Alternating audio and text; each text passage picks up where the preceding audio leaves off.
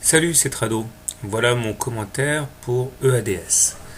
La valeur EADS est plutôt bien orientée graphiquement.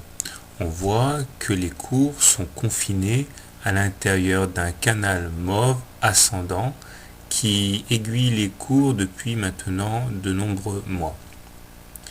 Cependant, tout n'est pas rose.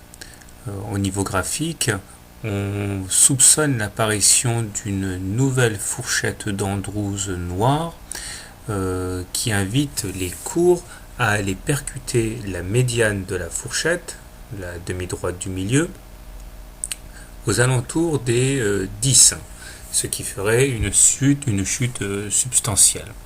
Pour l'instant, on n'y est pas.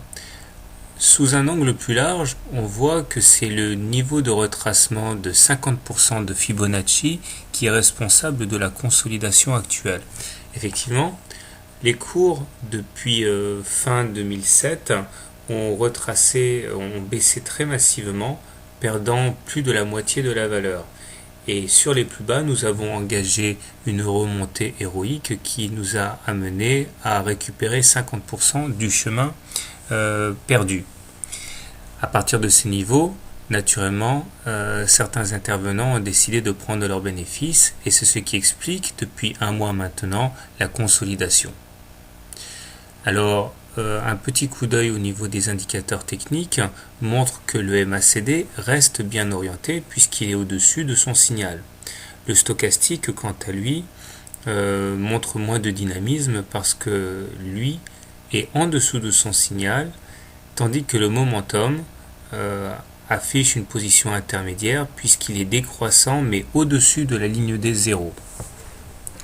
Alors, pour terminer, en termes de théorie de Weinstein, nous sommes également bien orientés puisqu'apparemment nous sommes en phase 2, c'est-à-dire que les cours sont au-dessus de la moyenne mobile 30 semaines, ce qui normalement implique que l'on ne regarde que les trades haussiers au regard de la théorie de Stan Weinstein.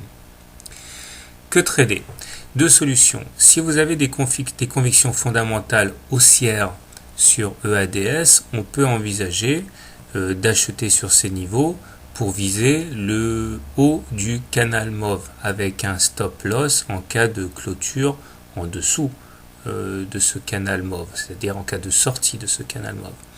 Par contre, si vous avez des convictions baissières, je pense que le mieux à faire, c'est de trader la fourchette noire d'Andrews avec pour objectif le ralliement de la médiane vers 9, 9,5 avec un stop loss au-dessus des plus hauts, c'est-à-dire au-dessus de 16, ce qui permettrait une double invalidation du trade de la spéculation à la baisse par sortie de la fourchette noire et également dépassement des plus hauts.